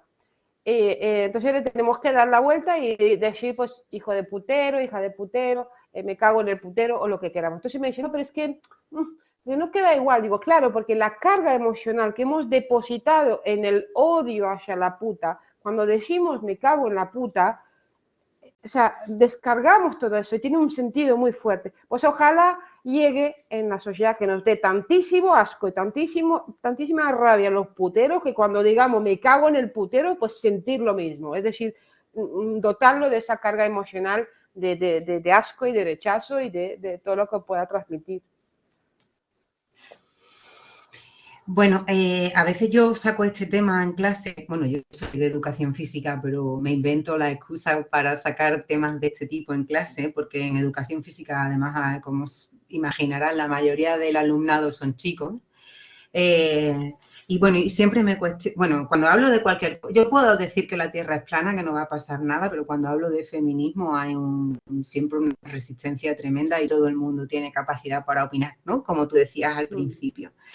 Y una de las cosas que es bastante recurrente es lo de 4 de cada 10 hombres, en España 4 de cada 10 hombres son puteros, que yo también pienso como tú, que esa es la punta del iceberg, que esos son los que reconocen que son puteros, pero que hay otros muchos que no lo dicen y seguramente son más.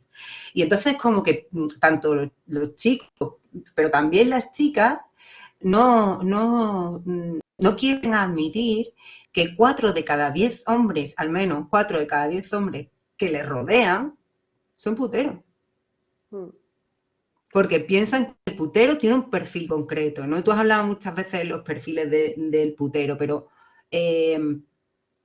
bueno, es como lo que tú decías, los invisibiliza el sistema de manera premeditada para que todo esté desapercibido, para que no esté personalizado y lo veamos como un ente con el que no tenemos sentimientos o vínculos emocionales, en este caso de rechazo. Y oye, es que es la estrategia perfecta, ¿eh? De hecho, si te fijas, todos los debates, aunque queramos llevarlos a hablar de la masculinidad depredadora, de la sexualidad devastadora, siempre acabamos hablando de, no, ¿y las que quieren? Digo, no, las que quieren que sigan, mira, que me la trae al pairo, es que directamente a mí no me importa lo que hace cada una en su cama, en su casa, estoy hablando de este sistema y vamos a seguir hablando de los puteros, ¿qué les pasa? Y siempre igual, no, pero yo tengo una amiga que digo, mira, que muy bien, fantástico, hablemos de ellos. Entonces, mantener como esa capacidad de centrar y de ser como, no, vamos a ponerlo en el centro, está cambiando mucho porque es la primera vez en la historia del patriarcado que estamos poniendo el foco en ellos y lo estamos consiguiendo, ¿eh? O sea, que pareciera que no, pero sí lo estamos logrando, a pico y pala, porque es lo que hacemos las feministas siempre, pero sí. Bueno, un mensaje de esperanza en estos momentos es muy necesario, tal y como están las cosas, ¿no? Con este feminismo del consentimiento en el que todo está bien, la gestación, la prostitución, la venta de óvulos, la pornografía, todo esto disfrazado de libertad y de inclusión y que pone una cortina delante de los derechos humanos, no va a la raíz para nada, ¿no?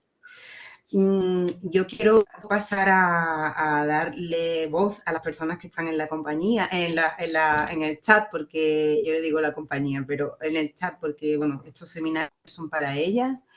Pero quería decirte que era un interés mío personal y del equipo en general tenerte en un entorno universitario, porque estamos ahora en casa, ¿no? Y estamos aquí, parece que en la mesa de camilla, pero estamos en un entorno universitario. Y en el entorno universitario existe ese discurso, ¿no? Del yo estoy al lado de las putas. Yo lo he escuchado en compañeras de la facultad posicionándose a favor de la regulación de la prostitución, ¿no? mujeres que llevan años estudiando feminismo y que dicen esas cosas, a mí la verdad es que me quiebra por dentro porque no entiendo cómo no se ve el abolicionismo como una línea en el horizonte a la que hay que ir, ¿no? Ninguna de ellas quiere que sus hijas, que sus mujeres queridas acaben en prostitución, como tú decías, bueno, si las otras quieren, pues bien está. Y yo, bueno, pues creo que con tu conferencia estoy, bueno, que somos poquitas personas llegando a tener un contradiscurso dentro de la academia. Así que te agradezco mucho de nuevo que estés aquí. Mira, Gracias. te voy a hacer las preguntas que me pasan las compañeras de las personas que están en el chat. La primera es, ¿qué porcentaje de tu recuperación de la actividad intelectual es debida a la lectura y estudios sobre feminismo? Sí, siempre digo que el feminismo me salvó la vida y hay gente que entiende que el feminismo me sacó del puticlub. Y digo, no, un momento, un momento. Yo volví a, a leer porque es que la verdad es que me apasiona y además leo cosas muy densas y no, igual no entiendo y vuelvo a leerlas y es como ahí como un reto mío de decir, no, pues quiero entender cosas no, que cuesta entender y a mí es como todo ello, eh, pues 7 años después de abandonar físicamente el sistema prostitucional. Y sí, al descubrir por casualidad el feminismo, porque yo era una de las que también decía choradas, ¿vale? Por eso tengo mucha empatía con las mujeres que dicen choradas, porque yo también las decía. Dije, no, yo no soy feminista, yo soy femenina, que a mí me gusta, no me gusta cortar troncos, a mí me gusta cocinar, yo qué sé, tonterías, ¿no? Y entonces fue descubrir el feminismo y fue un no parar de cosas, sobre todo porque el feminismo, la teoría feminista, abarca tantísimo, es decir, no es, porque hay quien dice, no, pero si no es un método científico, digo, perdóname, es un conjunto de ciencias, porque estaríamos hablando de filosofía, de sociología, o sea, de muchísimas ramas, de antropología, o sea, que es que lo abarca todo, ¿no? Y cuando pude como juntarle a toda esta visión más amplia, más global, la visión más subjetiva de la psicología, pues digamos que es cuando yo he ido cuadrando cosas y de hecho así lo explico en La revuelta de las putas, ¿no? En el libro, y también puedo hacer algunas propuestas que hago en el libro teniendo en cuenta eso, ¿no? Sin perder de vista lo global, tampoco lo subjetivo, porque mira, una cosa de las que comentabas, Ruth, yo creo que hay mujeres en la academia que por lo que sea puede o no tener intereses, pero me voy a referir a aquellas que conocen a una mujer en prostitución realmente, ¿no? Y que desde ahí actúan, ¿no? Decir, no, pues yo conozco a esta mujer y mira, pues qué culpa tiene ella, no sé qué, no sé cuántos. Pero claro, es que es lo mismo tener, ahora ya no se entiende así, pero hace unos años el ser feminista y tener a una amiga maltratada por su pareja, claro, y entonces eso no implica que estés en contra de la ley de violencia de género. Tú puedes acompañar a tu amiga, la puedes, o sea, morderte la lengua, incluso no decirle deja ese puto inútil o no hagas eso, no hagas, porque el acompañamiento es eso, ¿no? Porque si no se va a alejar de nosotras. Pero eso que no nos impida tener una visión global de lo que son los derechos humanos y la perspectiva que nos atañe, que es el feminismo, ¿no? Entonces, bueno, pues sí, el feminismo y la lectura me devolvió la vida, pero sobre todo porque me conectó con una etapa en mi vida, en la infancia, y con mi padre, porque mi padre era un gran lector,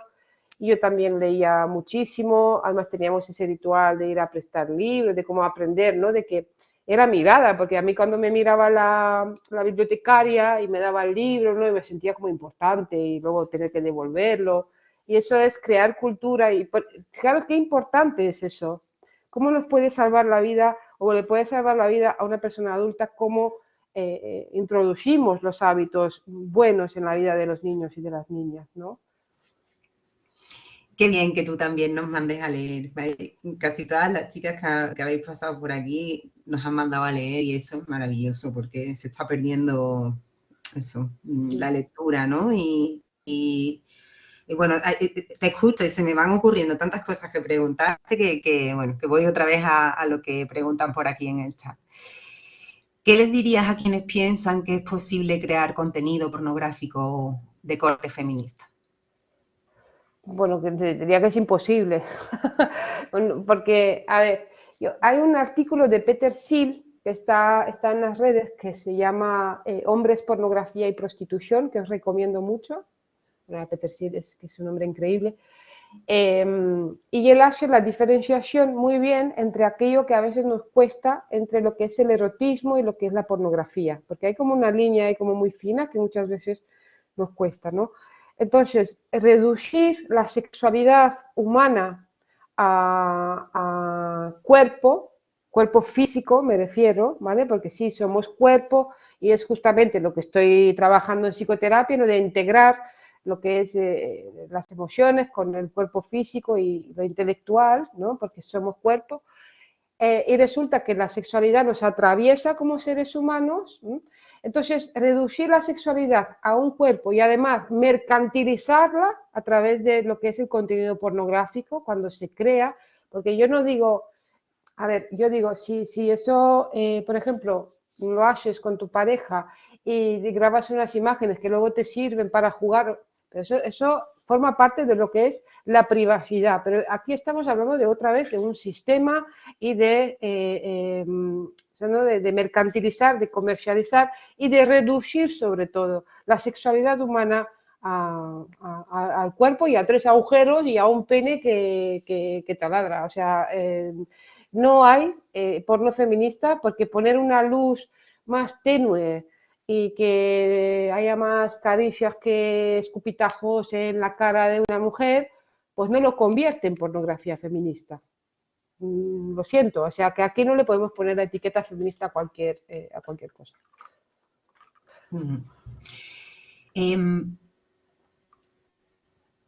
Dice, puede que lo menciones, pero ¿qué opinas sobre el mito de la libre elección con relación a ejercer la prostitución? Antes que contestes, decir a las personas que están en el chat que muchas de las preguntas que estáis haciendo, que no nos va a dar tiempo seguramente a todas, las respuestas están en el libro de Amelia, en sus vídeos y tal. Lo digo por si no diera tiempo, ¿vale?, a contestarlas todas. Pero Sí. en otras conferencias Amelia ha explicado muy bien lo que significa ser víctima de trata. Y bueno, quizás esta pregunta va por ahí, ¿no? Sí, yo no voy a entrar ahí porque, o sea, no voy a entrar ahí en el sentido de que, de verdad, o sea, que no hace falta que lo compréis, pues no tenéis por qué tener dinero, a mí me ayudaría porque me he esforzado mucho y hay gente que no está en PDF gratis, digo, mira, que me ha costado mi trabajo y hay que apoyar a la cultura y la ética, ¿no? Pero sí, seguramente en la biblioteca, incluso en la universidad o en la municipal, pues lo podéis solicitar y tener acceso a esto que pongo aquí. Sobre el libre consentimiento, siempre recomiendo a la gran maestra, que es Ana de Miguel, el mito, o sea, el mito del neoliberalismo sexual, el mito de la libre elección.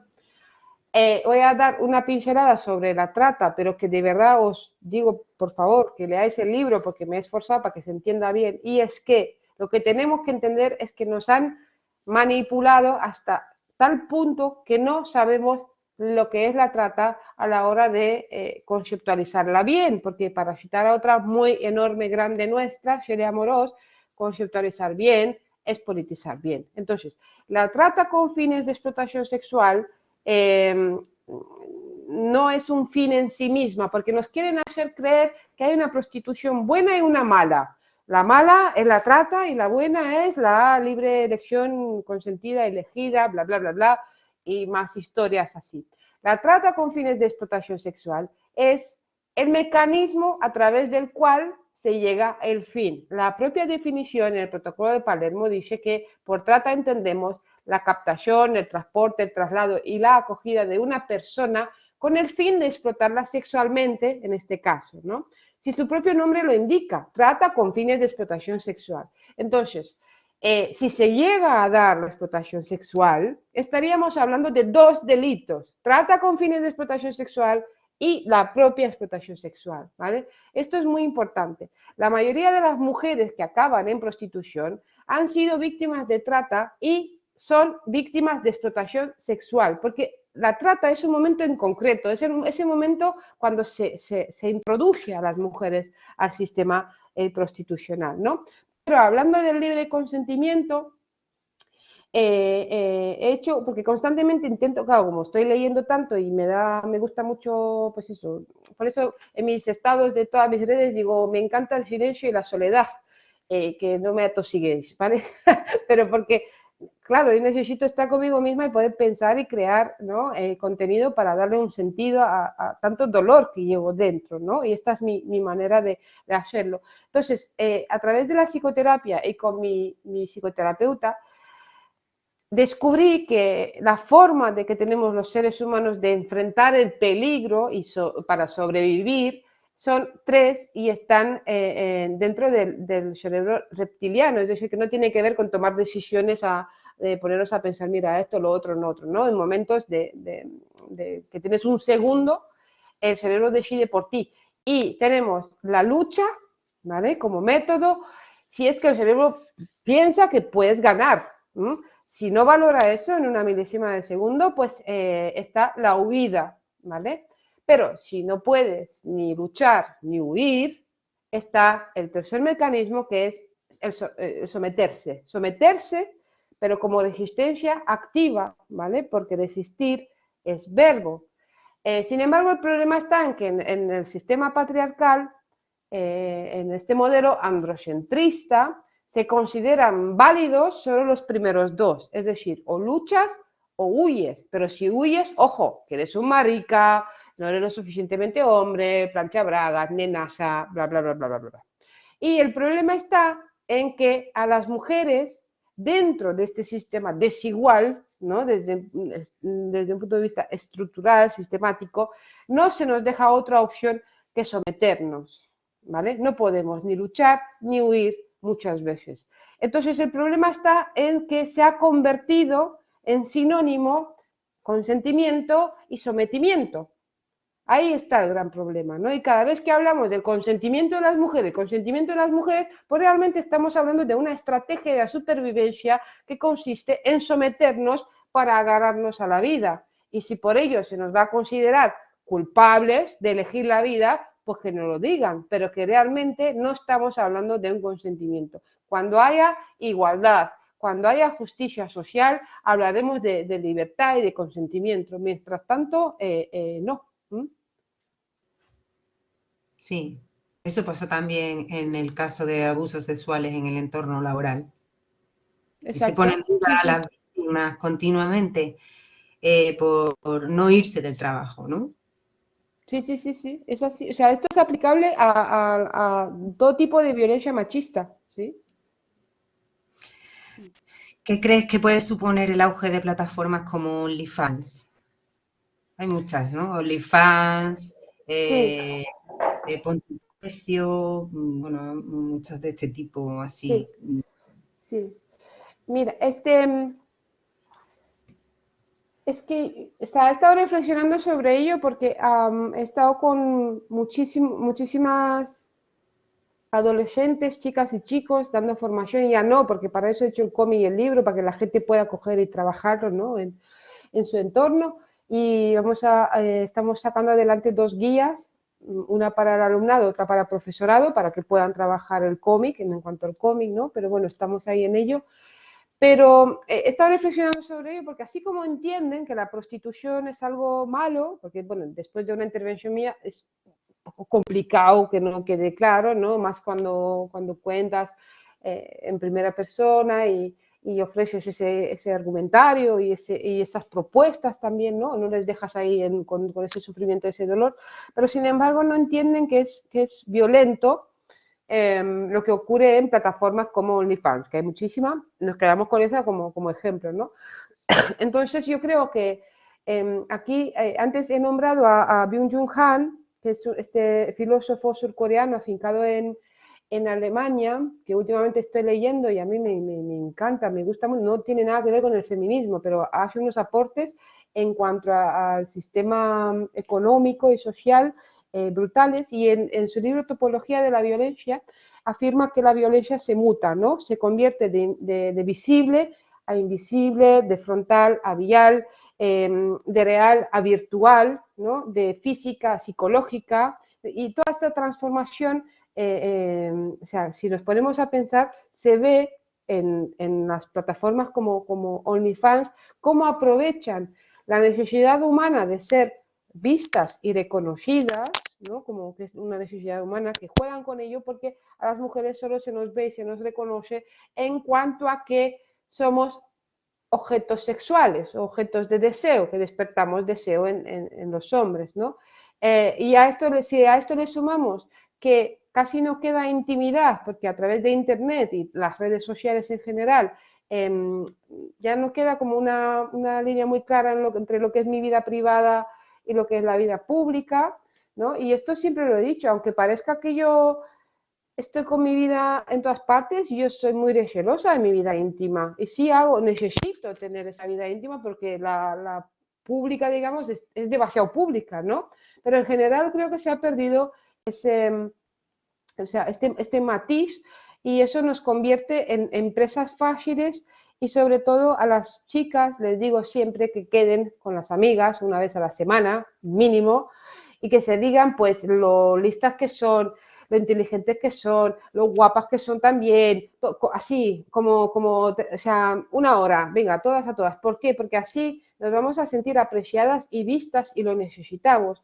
Y las mujeres jóvenes que vayan a tener ese grupo de amigas en las cuales se ven, se reconocen y se protegen, va a ser más complicado caer en redes como las de redes criminales, porque al final sí, todo empieza con una postura sugerente y acaban en vídeos porno y en extorsiones y en redes criminales. O sea, todo esto es importante hablarlo, comentarlo con nuestras y nuestros adolescentes, porque tenemos que tener la capacidad de transmitir, no está bien prohibirles, de decir, no te vayas de putas, no te saques fotos desnudas, porque lo que van a hacer es irse de putas y sacar fotos desnudas, porque están en una edad en la que necesitan transgredir para encontrar su identidad en el mundo y su lugar en el mundo, ¿no? Y esto también lo explico en el libro, de cómo lo mejor es hacerles ver que hay intereses claros en convertirles a ellos en agresores sexuales, para sacarles el dinero y para que se conviertan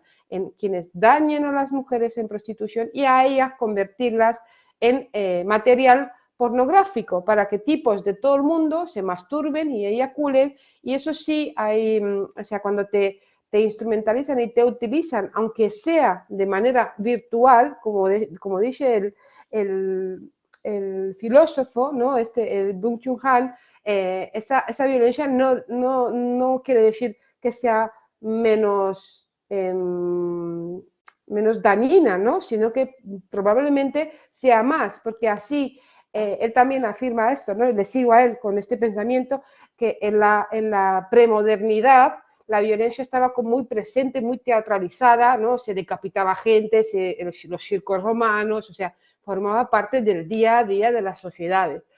En la época moderna, todo eso no desapareció, pero sí se recluyó en cárceles, en campos de concentración, ¿no? Pero ahora mismo vuelve a estar presente, invisibilizada, y por ello más peligrosa, porque se ha diluido, pero no para desaparecer, sino que la hemos integrado absolutamente, la violencia, ¿no? Y ha dejado de tener, como hemos dejado de ver dónde está el enemigo, y el enemigo lo tenemos dentro, ¿no? Cada vez que hablamos de la libertad, de que ahora mismo, y él afirma eso, que lo peligroso es que la violencia y libertad se han convertido en sinónimos. Y vemos, por ejemplo, la derecha, y a Díaz Ayuso, por supuesto, que está todo el día con la libertad en la boca.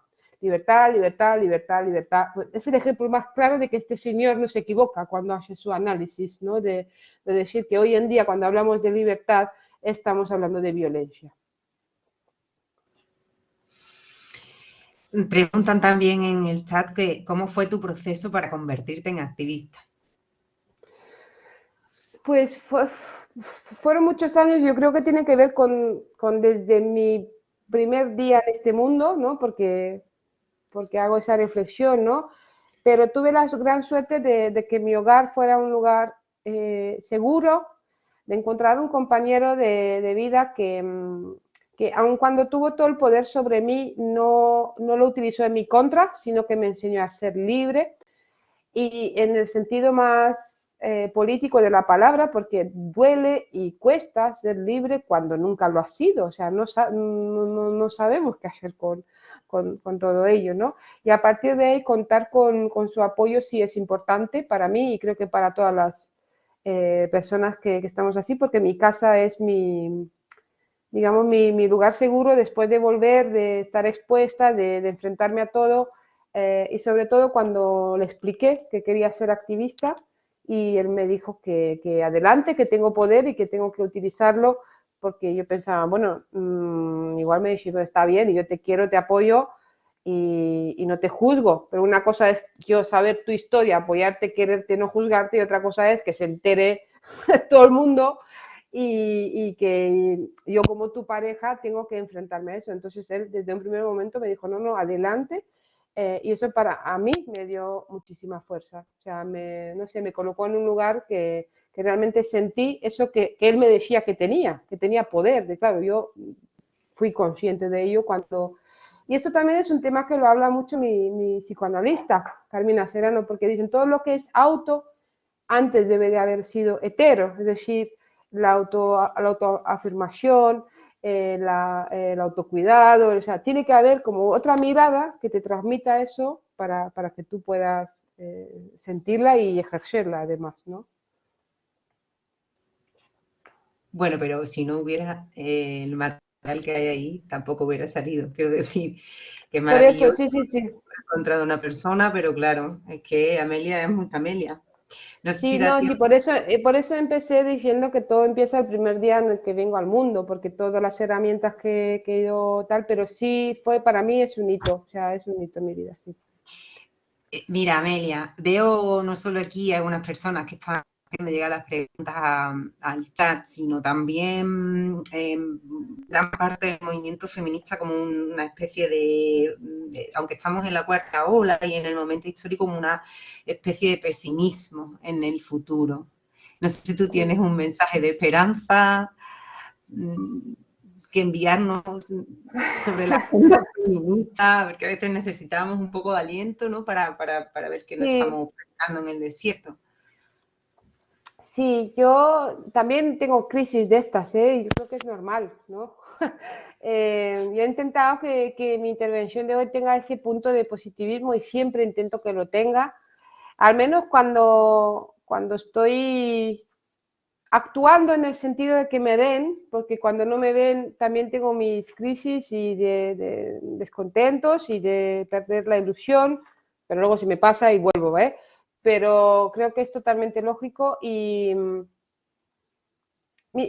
¿sabéis lo que siento yo? Que por qué estamos así, porque cada vez estamos más desperdigadas, porque cada vez, sí, bueno, que nos contamos un día que vamos a la mani y lo petamos, sí, bien, pero luego realmente esta violencia invisible de la que habla, que soy muy pesada con eso, porque o sea, todo el rato estoy ahí con el run, run, pero es que nos atraviesa tanto que nos hace que nos sintamos solas, que no veamos avances.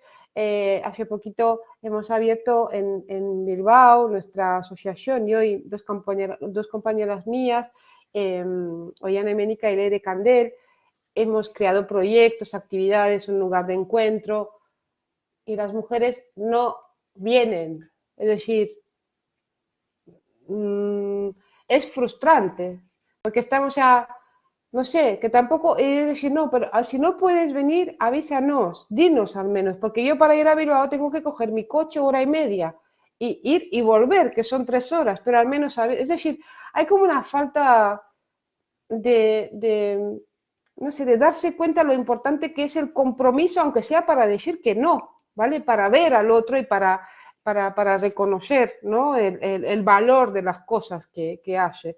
Pero bueno, no sé, mientras tomemos conciencia de esto, vamos a ir bien, porque entonces ya vamos a trabajar en ello y no sé, yo creo que no hay que dejar de quedar con las amigas y de divertirse también, y aunque nunca dejamos de hablar de feminismo y tal, pero también intentar tener vida más allá de lo que es la propia lucha, porque como he empezado esto mismo también, pues cuidarnos, consumir cultura, arte, es también hacer la revolución, porque es nutrirnos, ¿no? Porque dar, todo el tiempo dar, pues nos quedamos vacías y necesitamos alimentarnos para alimentar nuestra esperanza y nuestra ilusión por la lucha.